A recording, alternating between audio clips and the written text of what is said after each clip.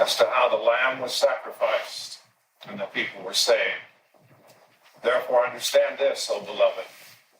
The mystery of the Passover is new, but old, eternal and temporal in this fashion.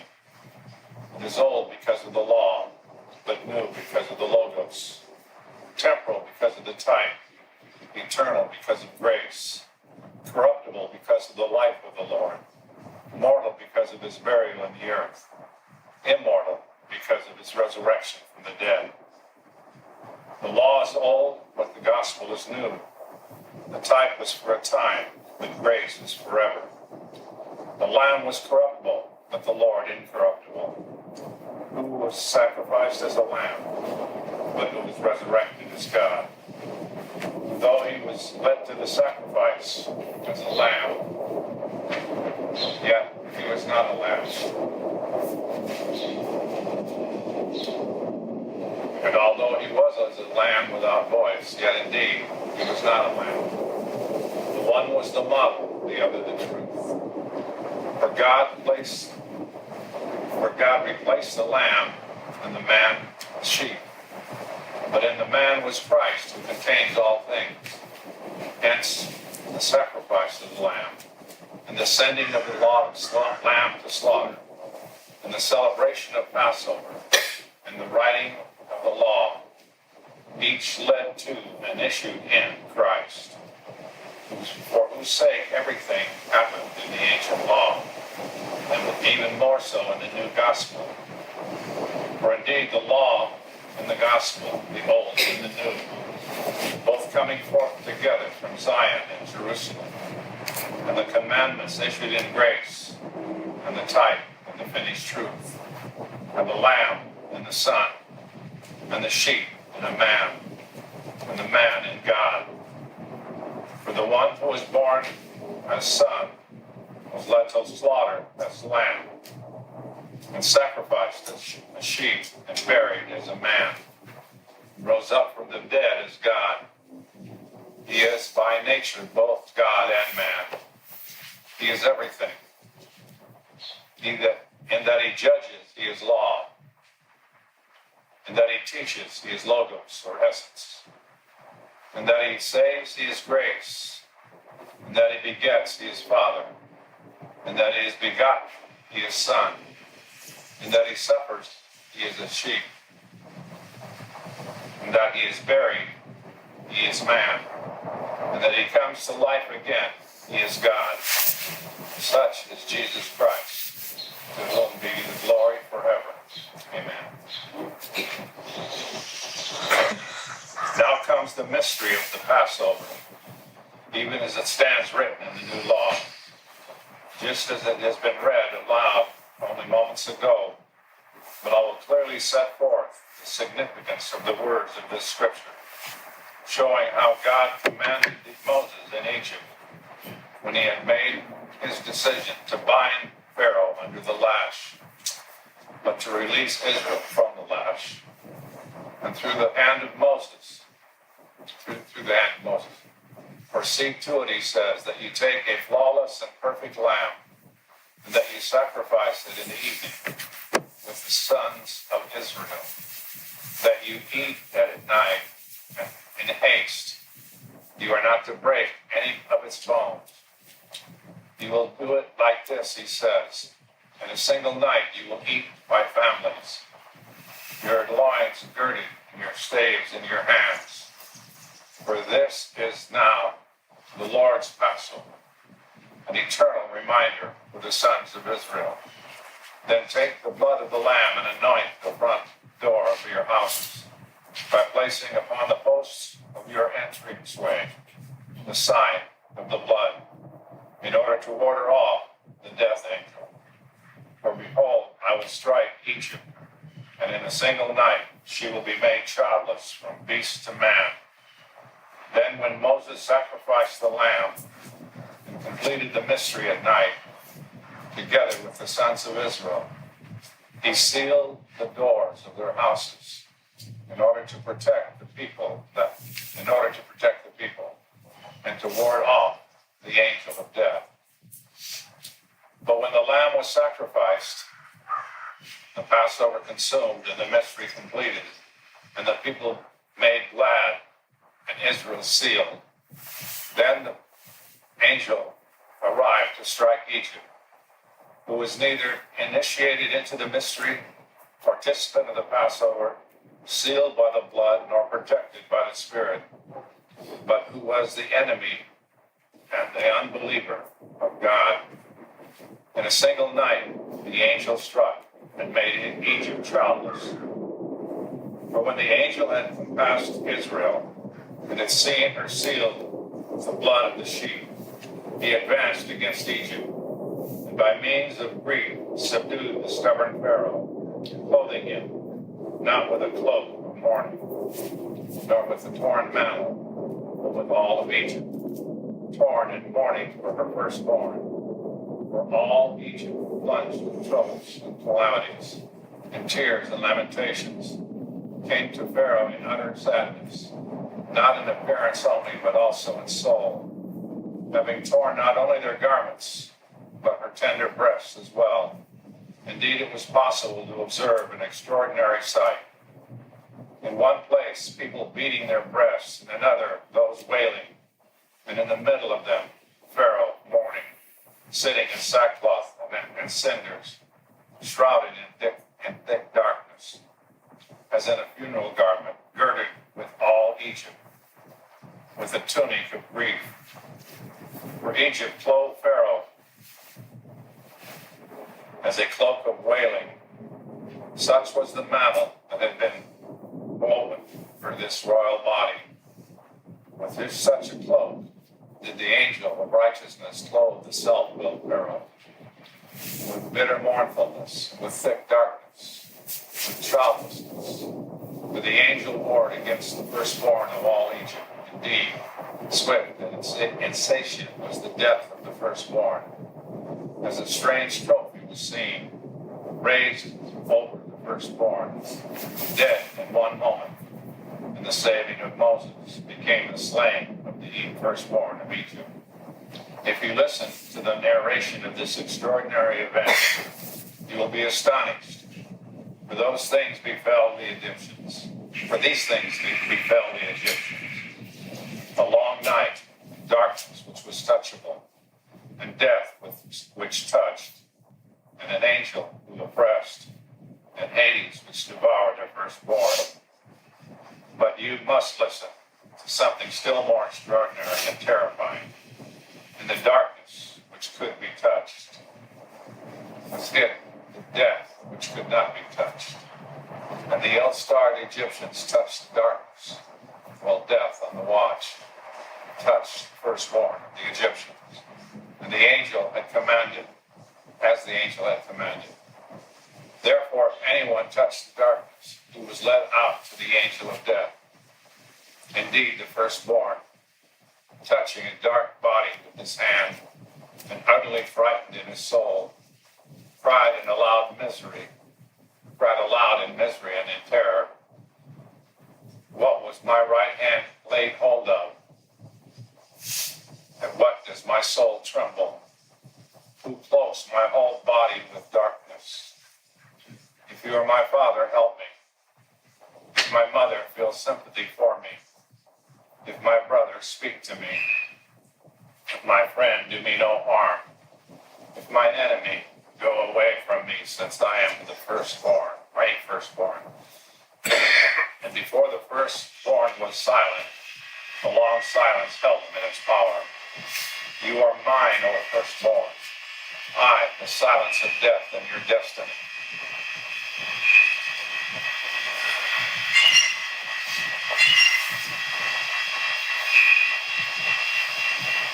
We don't get to this kind of emotional place. Just enjoy reading. This is an incredible document. Anybody have any response thus far? Isn't there a verse that says something like Jesus was the firstborn of many? I don't remember the full verse, but something like that.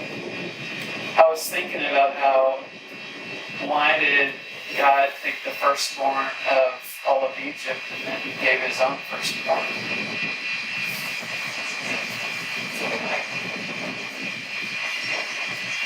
You asking me? Without him doing it, you couldn't say it. The first fruits of the resurrection place is firstborn, death in us. It's balance. But that's the one thing that we don't see enough in our lives. That is that Passover. It's us who die on the cross. Until you see your death, the cross will just be a non-entity, really. Historical fact. Yes, it's a historical fact, but it's real in each one of us.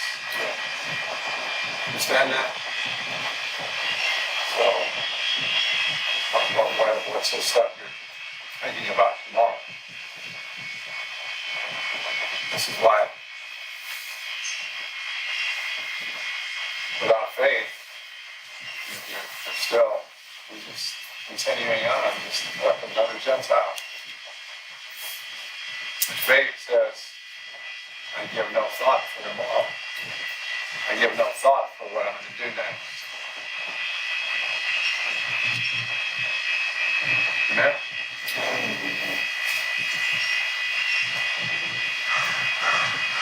Tom, you're doing something. Oh, I was thinking about what you said about what use is the cross if you haven't accepted your own death, and it's what the wicked son said.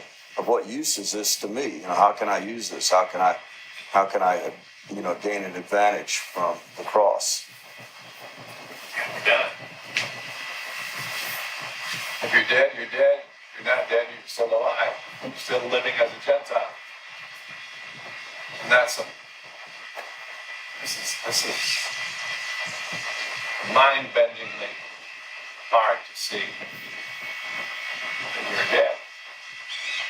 And all of your attempts to figure out what you can do tomorrow are all evil ones. Sneakiness, getting you to continue to believe you have life. We forget that Passover is a celebration not just of his death, but a celebration of our death. Yeah? What? The contrast of those words, celebration of our death. It's like, Only he lived. No. you got to get it to context or you can't engage Give you it. a headache. Yeah. Everybody understand that? You are dead. Rejoice.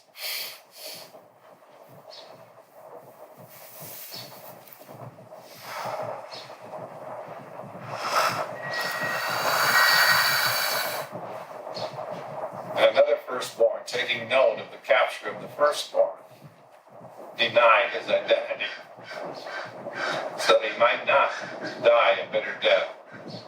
I am not a firstborn son. I was born like a third child. But he who could not be deceived touched the firstborn, and he fell forward in silence. In a single moment, the firstborn fruit of the Egyptians was destroyed. The one first conceived, the one firstborn, the one sought after, the one chosen, was dashed to the ground, not only of men, but that of irrational animals as well. A lowing was heard in the fields of the earth, of cattle bellowing for their nurslings, a cow standing afar off over her calf, and a mare over her colt. The rest of the cattle having just given birth to their offspring, and swollen with milk, were lamenting bitterly, piteously for their firstborn. And there was a wailing and lamentation because of the destruction of the men, because of the destruction of the firstborn, who were dead. And all Egypt stank because of the unburied bodies. Indeed, one could see a frightful spectacle of the Egyptians. There were mothers with disheveled hair and fathers who had lost their minds, wailing aloud in terrifying fashion. In the Egyptian tongue, O wretched persons that we are, we have lost our firstborn in a single moment. And they were striking their breasts with their hands, beating in time the hammer-like fashion, the dance of their dead. That's we forget this part. Firstborn of all of Egypt died. Cattle, sheep, frogs. No, I don't know. What did that mean? Can we imagine this? The morning. In one sense, unless we can imagine it, we will never understand our own death, because we will continue trying to keep ourselves alive.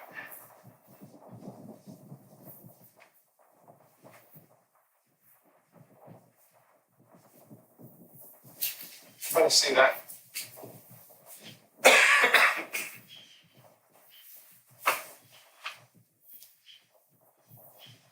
And there was a wailing and lamentation because of the destruction of the men, because of the destruction of the firstborn who were dead. And all Egypt stank because of the unburied bodies. Indeed, one could see a frightful spectacle of the Egyptians. There were mothers with disheveled hair, and fathers who had lost their minds, wailing aloud in terrifying fashion.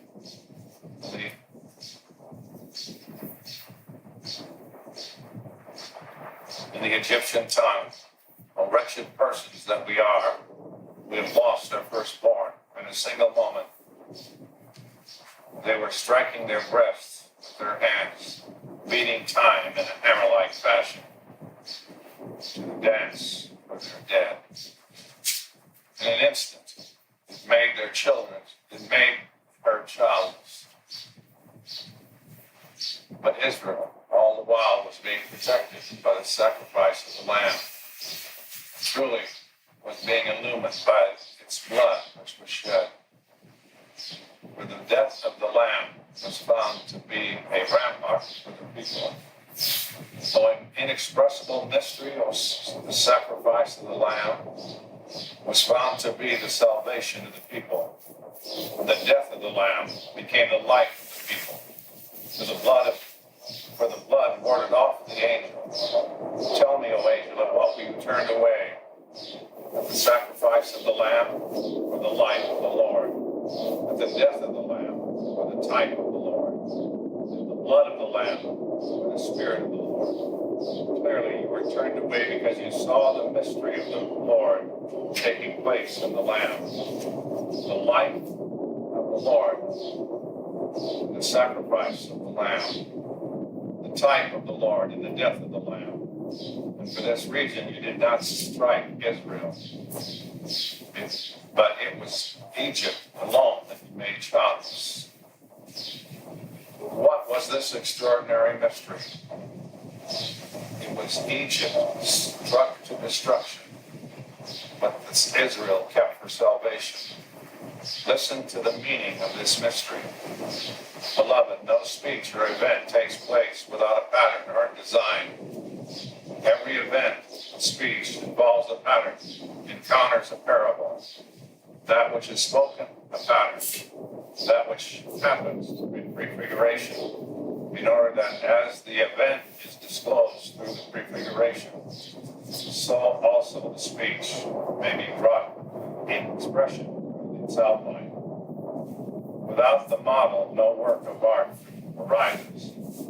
Is not that which is to come into existence seen through the model which typifies it? For this reason, a pattern, that which is to be made either out of wax, clay, or wood, in order that by the smallest of the model destined to be destroyed, might be seen that thing which was to arise from it, higher than it in size, mightier than it in power, and more beautiful than that in appearance, and more elaborate in ornamentation. So whenever the thing arises for which the model was made, then that which carried the image of that future thing is destroyed, is no longer of use, since it's transmitted its resemblance to that which is by nature true. Therefore, that which was once valuable is now without value, because that which is truly valuable has appeared.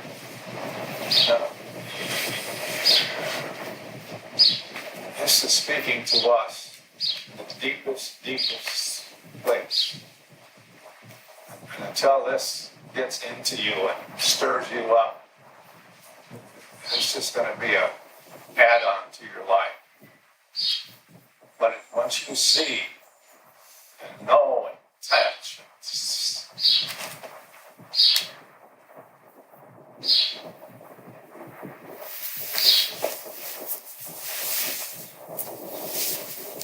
because you as a human being are now without value.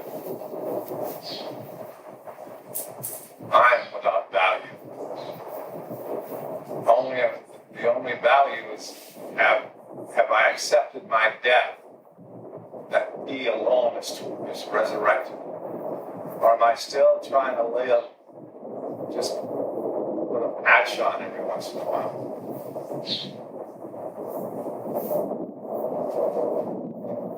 We forget that this mystery of Christ requires your death. It's not an add-on to your life.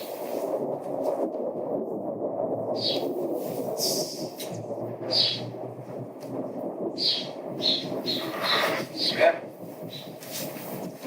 I didn't recall it before your death requires you acknowledging that you are dead. When Paul said, "You will deliver me from this body of sin and death," it's that image that I'm carrying around a dead body and I'm pretending like it's still alive. Yeah, that's the issue. You're pretending you're still living like the rest of the human race, instead of taking no thought for your life. And this is where the tire gets flat. Actually, part of me didn't use it. I used to give speeches a lot, and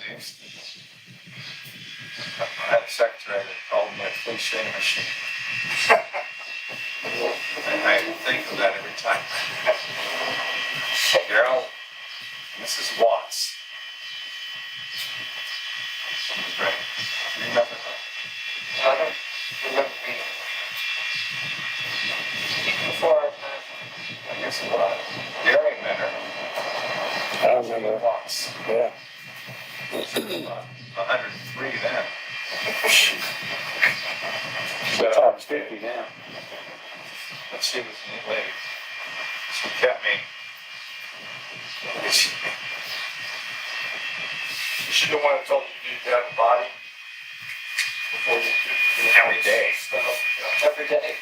She's kind of like Sandra. Should people hanging around. But there have been a bunch of people hanging around. All right. That's bad from your standpoint. You're hanging around with me. Yeah.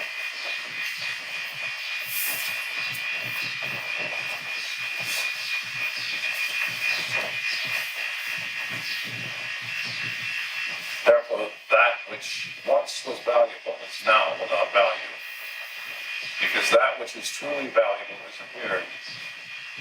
For each thing has its own time. There is a distinct time for the type. There is a distinct time for the material. There is a distinct time for the truth. You construct the model, you want this, because you see in it the image of the future work. You procure the material for the model. You want this on account of that which is going to arise because of it. You complete the work, and cherish it alone, for only in it do you see both the type and the truth.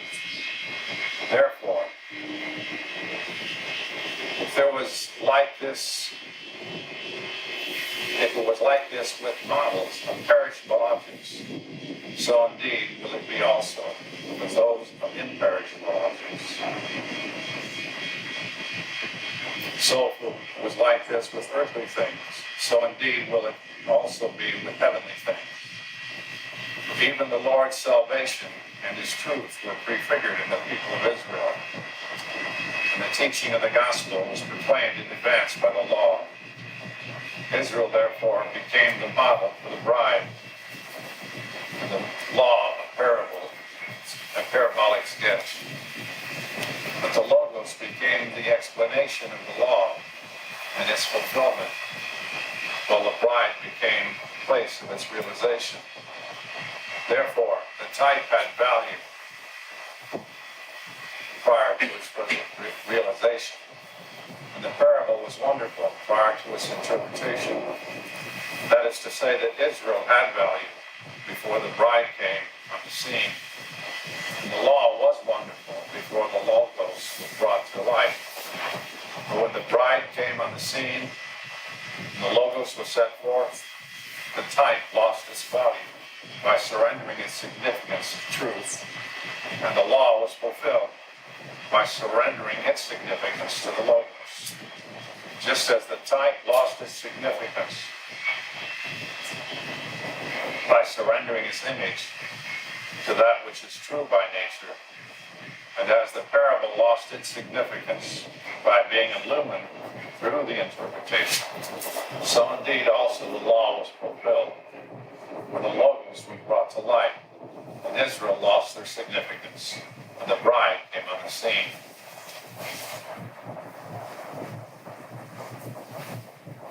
And the type was destroyed when the Lord appeared. Therefore, those things which once had value are today without value, because that which is true value has appeared. For at one time, the sacrifice of the sheep was valuable, but now it is without value because of the life of the Lord. The death of the sheep was once valuable, but now is without value because of the salvation of the Lord. The blood of the sheep was once valuable, but now is without value because of the Spirit of the Lord. The silent lamb once was valuable, but now it has no value because of the blameless Son. The temple here below once had value, but now it is without value because of the New Jerusalem from above. The meager inheritance of land once had value, now it is without value because of the abundance of grace. For not in this one place alone, nor yet in narrow confines, has the glory of God been established. But His grace has been poured out upon the uttermost parts of the world. There the Almighty God has taken up His dwelling place through Christ Jesus, to whom be the glory forever.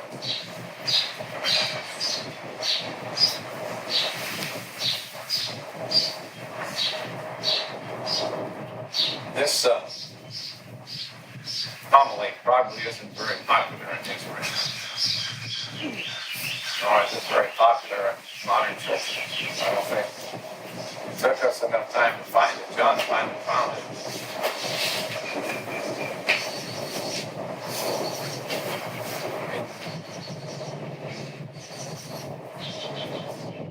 Just those last few verses destroy our whole system. All right. Now that you've heard the explanation of the type and of that which corresponds to it, and of the retribution, hear now also the structure of the mystery. What is the Passover? Indeed, it is derived from that event. celebrate Passover is derived from meaning the words to suffer. Therefore learn who the sufferer is, and who he is who suffers along with the sufferer. Why indeed is the Lord present upon the earth? In order that, having clothed himself with the one who suffered, he might lift him up to the heights of heaven. In the beginning, when God made heaven and earth, and everything in them through his word, he himself formed man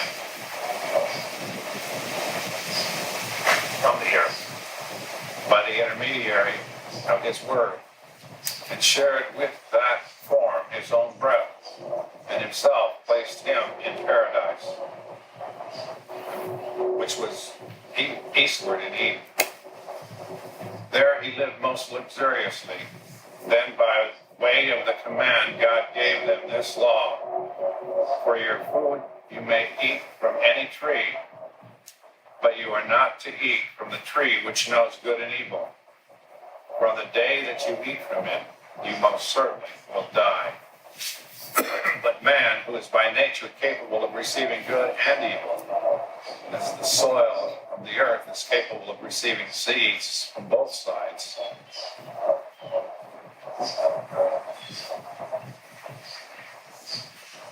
our flesh welcomed the hostile, greedy counselor, and by having eaten from the tree, transgressed the commandments and disobeyed God.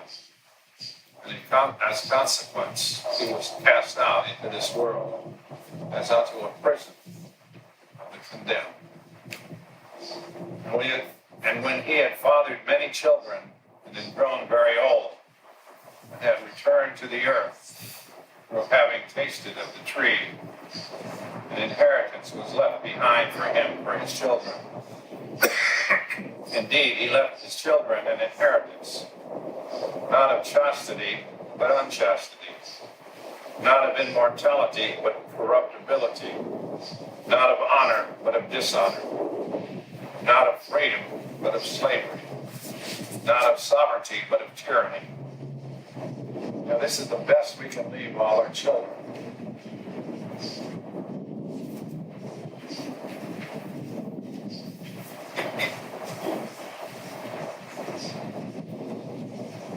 Not of life, but of death. Not of salvation, but of destruction. Extraordinary and terrifying indeed was this destruction of men upon the earth. For the following things happened to them. They were carried off as slaves by sin, the tyrant, and were led away into the turmoil of desire, where they were totally engulfed by insatiable sensual pleasure, by adultery, by unchastity, by debauchery, by inordinate desire, by avarice, by murders, by bloodshed, by tyranny and wickedness, by the tyranny of lawlessness.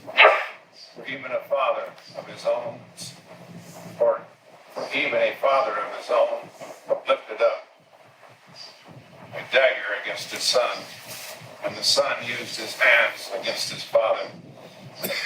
When the impious person smote the breast that nourished him, and the brother murdered brother, and host wronged his guest, friend assassinated friend, one man cut the throat of another with his tyrannous right hand. Therefore all men on the earth became either murderers or parasites, or killers of their own children. And yet a thing still more dreadfully extraordinary was to be found. A mother attacked the flesh which she gave in birth to. A mother attacked those whom her breast had nourished. And she buried in her belly the fruit of her belly. Indeed, the ill-starred mother became a dreadful tomb when she devoured the child when she bore in her womb. But in addition to this, there was to be found among men many things still more monstrous and terrifying and brutal. Father cohabits with his children, son with his mother, brother with his sister, male with male, each man lusting after the wife of his neighbor. these things sin exalted, which because of these things sin exalted, which because it was death's collaborator entered into the souls of men, and prepared as food for him the bodies of the dead. And every soul sin left its mark. Those in whom it placed its mark, all alike she devoured to death.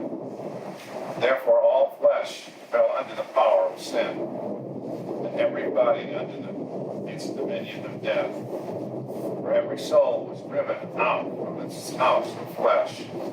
Indeed, that which had been taken from the earth was dissolved again into the earth. And that which was given from God was locked up in Hades. And that beautiful ordered arrangement was dissolved, and the body was separated. Yes, man was divided up into parts by death. Yes, an extraordinary misfortune. Captivity enveloped him. He was dragged away captive under the shadow of death. And the image of the Father remained there desolate for this reason. Therefore, the mystery of the Passover has been completed in the body of the Lord. Indeed, the Lord prearranged his own suffering in the patriarchs, in the prophets, and in the whole people of God, giving sanction to them through the law and the prophets. For that which was to exist in a new and grandiose fashion prepares beforehand the work of faith, being seen from afar, in order that when it should come into existence, one might attain to faith, just because it had been predicted long in advance. So indeed also the mystery of the Lord, predicted long in advance by means of types, but seen today, has brought about faith just because it has taken place as predicted. And yet men have taken it as something completely new. Well, the truth of the matter is the mystery of the Lord is both old and new. It's old insofar as it involved the type, but new insofar as it concerns grace. And what is more, pay close attention to this type.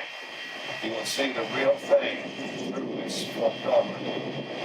Accordingly, if you desire to see the mystery of the Lord, pay close attention to April, who likewise was put to death. Pay close attention to Isaac, who likewise was bound hand and foot, to Joseph, who likewise was sold, and to Moses, who likewise was exposed, and David, who likewise was hunted down, to the prophets who likewise suffered for the sake of Christ. Pay close attention also to the lamb which was sacrificed in Egypt, to the one who smote Egypt, and who saved Israel by his blood.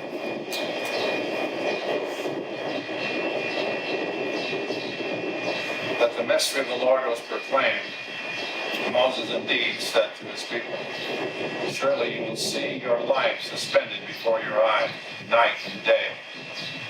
But you surely will not believe on your life. And David said, why were the nations haughty, and the people concerned about nothing? The kings of the earth presented themselves, and the princes assembled themselves together against the Lord and against his anointed. And Jeremiah, I am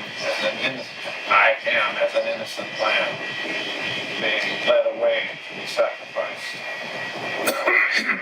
They plotted against me and said, come, let us exterminate him from the land of the living. So his name will never again be recalled. As Isaiah, he was as a lamb slaughtered, and as a lamb silent in the presence of the one who sheared him.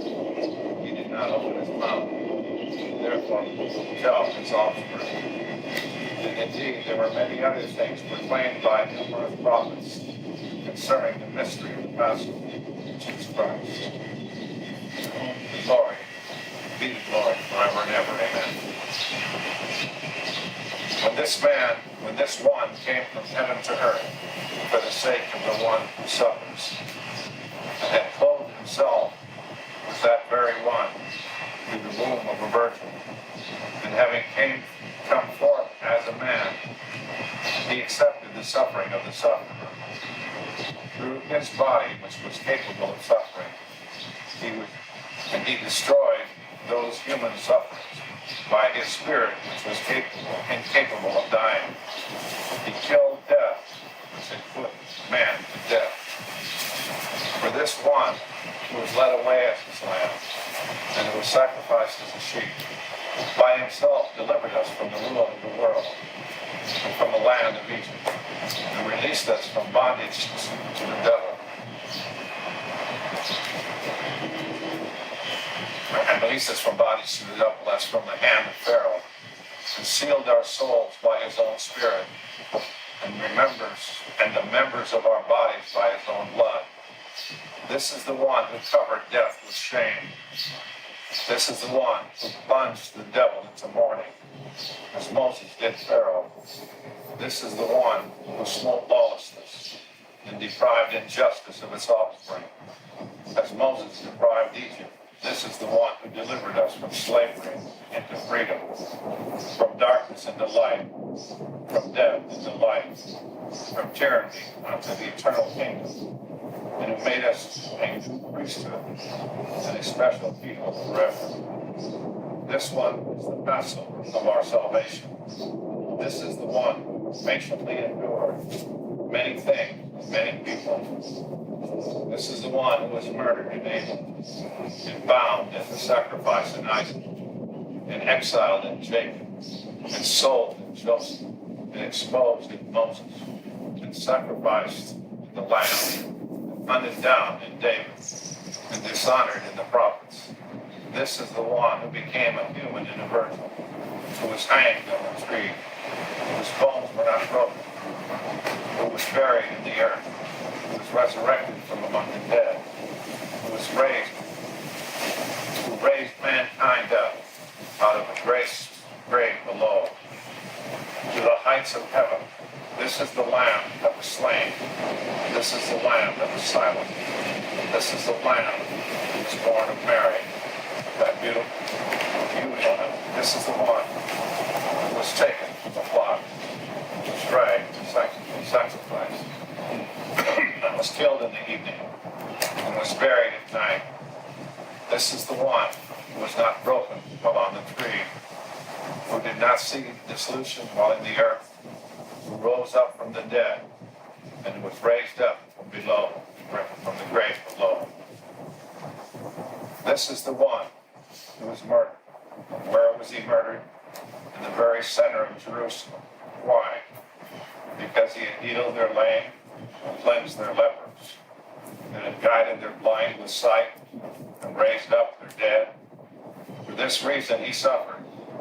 Somewhere it has been written in the law and the prophets, "You gave me back evil for good, and my soul with barrenness, wicked counsel, plotting against me, saying, Let us bind this just man, because he is troublesome to us. What wicked injustice, Israel, have you done? You dishonored the one who honored you. You held in contempt the one who held you in esteem. You deemed the one who publicly acknowledged you. You renounced the one who proclaimed you his own. You killed the one who made you live. What have you done, O Israel? Has it not been written for your benefit? Do not shed innocent blood, lest you die a terrible death. Come, he says, Israel, thou hast slain the Lord. Why? Because it was necessary for him to die. You have deceived yourself, O Israel, rationalizing thus because of the death of the Lord. Yes, it was necessary for him to die, but not in your hand. It was necessary for him to be judged, but not by you. It was necessary for him to be crucified, but not by your own right hand. O Israel, you ought to have cried aloud to God with this voice, O Lord, it was necessary for your Son if it was necessary for your son to suffer. And if this was your will, let him suffer indeed.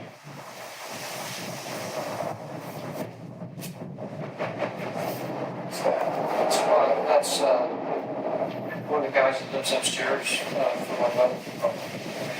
Yes. It's probably just a moment.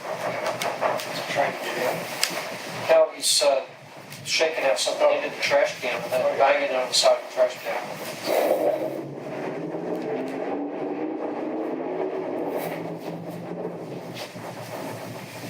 You ought to have cried aloud to God with this voice. O Lord, it was necessary for your son to suffer. If this was your will, let him suffer indeed, but not by my hand. Let him suffer by the hands of strangers. Let him be judged by the uncircumcised. Let him be crucified by strangers' right hands, not by mine.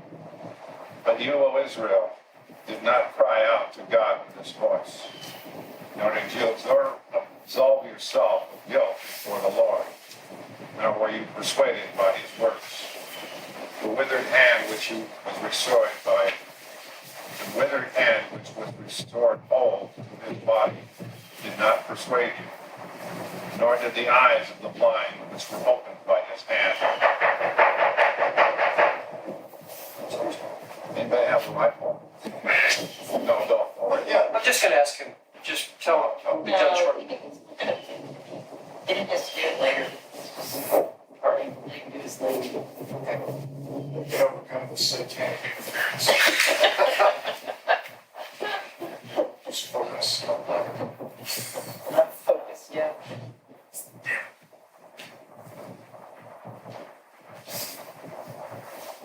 The withered hand which was restored whole to its body did not persuade you, nor did the eyes of the blind which were opened by his hand, nor did the paralyzed bodies restored to health again through his voice, nor did that most extraordinary miracle persuade you, namely the dead man raised from the tomb, for he was already been lying for 4 days. Indeed, dismissing these things, due to your detriment, preparing the following: the sacrifice of the Lord, sharp nails and false witnesses, fetters and scourges, vinegar and gall, sword and affliction, and all through though it were, and all as it were, for a blood-stained robber, for you brought to him scourges for his body, thorns for his head,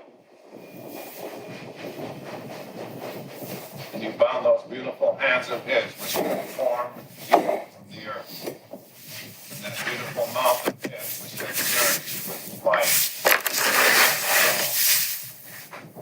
And you killed your Lord at the time of the great feast. Surely you were filled with gaiety, but he was filled with hunger. You drank wine and bread, and ate bread, but he had a sad countenance. You were filled with joy, but he was full of trouble. You sang songs, but he was judged. You issued the command, he was crucified. You danced, he was buried. You laid down in the soft bed, but he in the tomb and a coffin. O lawless Israel, why did you commit this extraordinary crime? Casting your Lord into new suffering, your master, the one who formed you, the one who made you, the one who honored you, the one who called you Israel. But you were found not to be the true Israel. For you did not see God. You did not recognize the Lord. You did not know, O Israel, that this one was the firstborn of God, the one who was begotten before the morning star, the one who caused the light to shine forth, the one who made bright the day, the one who parted the darkness, the one who established the primordial starting point, the one who suspended the earth, the one who quenched the abyss, the one who stretched out the firmament, the one who formed the universe, the one who fixed the stars in heaven, the one who caused its luminaries to shine, one who made the angels in heaven, the one who established their thrones in that place, the one who by himself fashioned man upon the earth. This was the man, the one who chose you, the one who guided you from Adam to Noah, from Noah to Abraham, from Abraham to Isaac, Jacob, the 12 patriarchs. This was the one who guided you into Egypt and guarded you, and himself kept you well supplied there. This was the one who lighted your roof with a column of fire and provided shade by means of the clouds. The one who divided the Red Sea and let you cross it. He scattered the enemy abroad. The one who provided you with manna from heaven. The one who gave you water to drink from a rock. The one who established your laws in Torah. The one who gave you your inheritance in the land.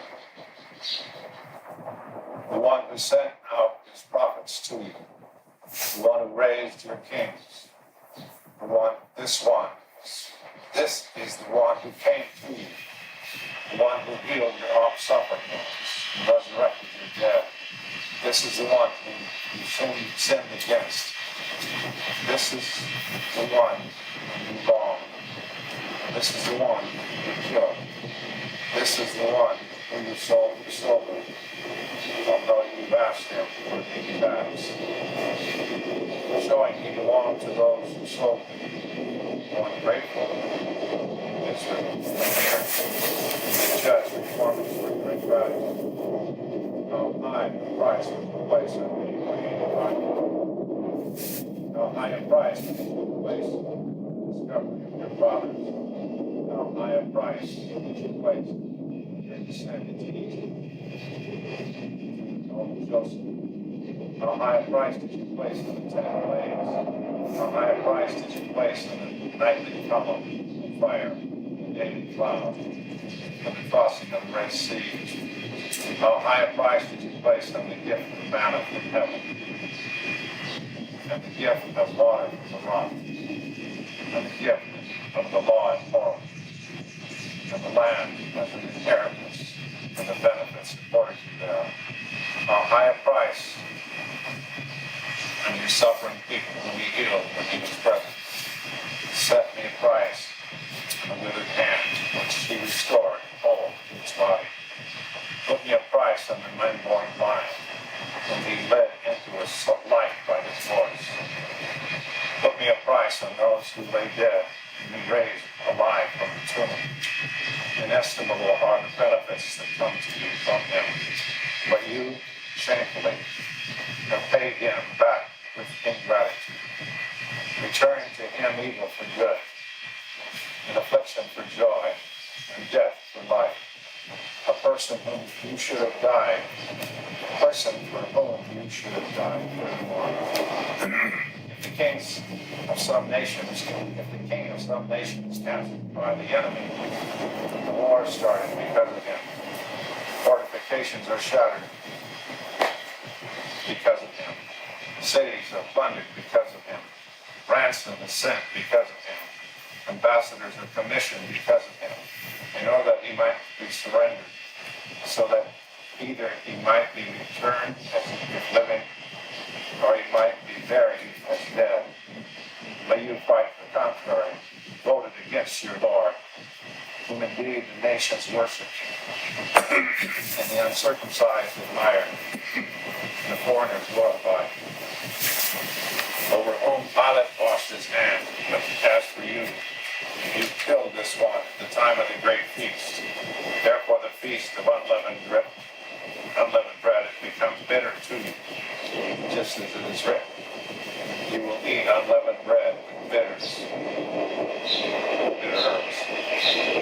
Bitter to you are the nails which you made pointed. Bitter to you is the tongue which you sharpened. Bitter to you are the false witnesses whom you brought forward. Bitter to you are the fetters which you prepared. Bitter to you are the scourges which you mold. Bitter is to you is Judas, whom you furnished with pay.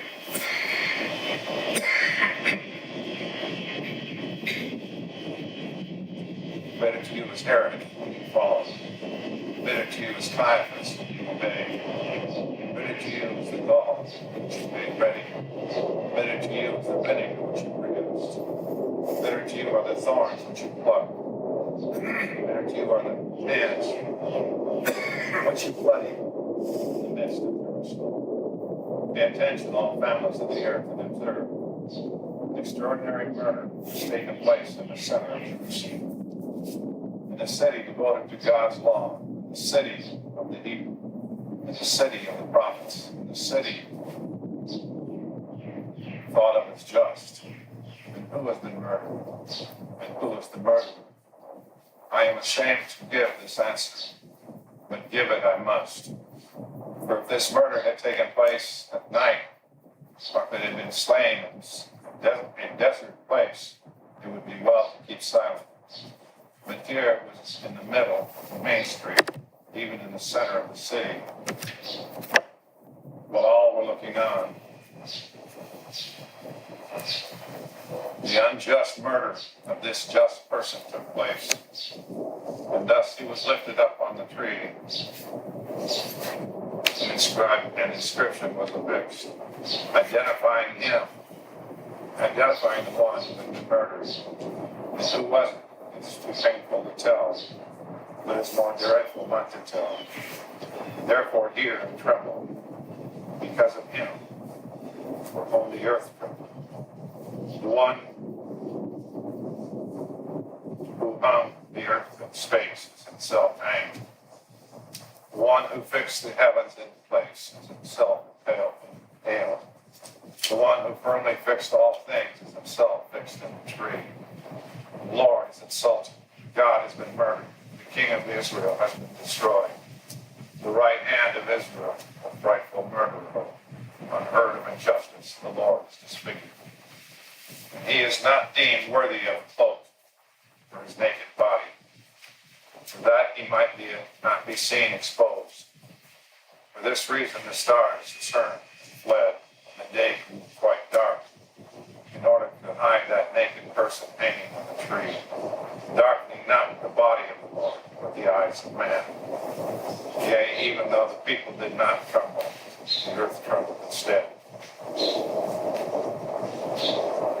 Although the people were not afraid, the heavens were frightened. Although the people did not tear their garments, the angels tore theirs. Although the people did not lament, the Lord thundered from heaven. The Most High uttered his voice. Why was it like this, O Israel? You did not tremble for the Lord. You did not fear for the Lord. You did not lament for the Lord. Yet you lamented for your firstborn. You did tear your garments at the crucifixion of the Lord. You did not tear your garments at the crucifixion. Yet you tore your garments for your own who were murdered. You forsook the Lord. You were not found by him. You dashed the Lord to the ground. You too were dashed to the ground and lie quite dead. But he arose from the dead and mounted up to the heights of heaven. When the Lord had clothed himself with humanity, he suffered for the sake of the suffering. He had been bound for the sake of the imprisoned, had been judged for the sake of the condemned, and buried for the sake of the one who was buried. He arose from the dead, and cried with his voice, Who is it that contends with me? Let him stand in opposition to me. I set the condemned man free. I gave the dead man life. I rose up, the one who had been entombed. Who is my opponent? I say the Christ. I am the one who destroyed death, triumphed over the enemies, and trampled Hades underfoot, and bound the strong one, and carried off man to the heights of heaven.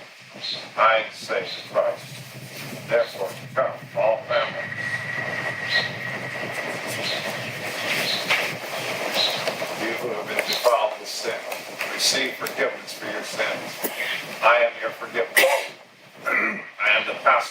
salvation.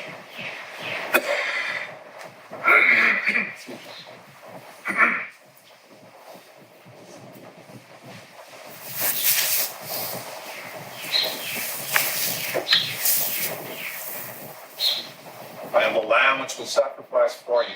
I am your ransom. I am your baptism. I am your life. I am your Savior. I am your life. I am your resurrection. I am your light. I am your King. I am your salvation. I am leading you up to the heights of heaven. I will raise you up there to the mercy seat. I will show you the eternal Father. I will raise you up by my right hand. This is the one who made heaven and the earth, and who in the beginning created man, who was proclaimed through the law and the prophets, who became human by the Virgin, who was hanged upon the tree, who was buried in the earth, who was resurrected from the dead, who was ascended to the heights of heaven, who sits in the right hand of the Father, who has authority to judge and save everything, through whom the Father created everything, from the beginning of the world to the end of the age. This is the Alpha and the Omega. This is the beginning and the end. This is the indescribable beginning and the incomprehensible end.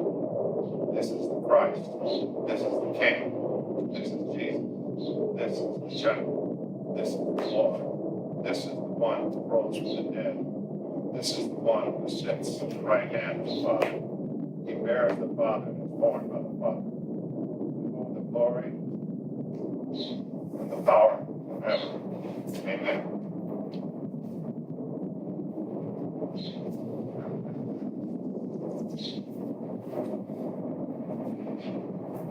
And it's got this little Indian. This is by Melito of Sardis. Peace to you, the one who wrote.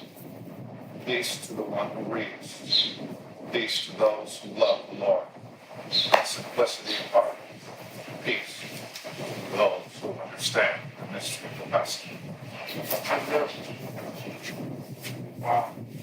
It's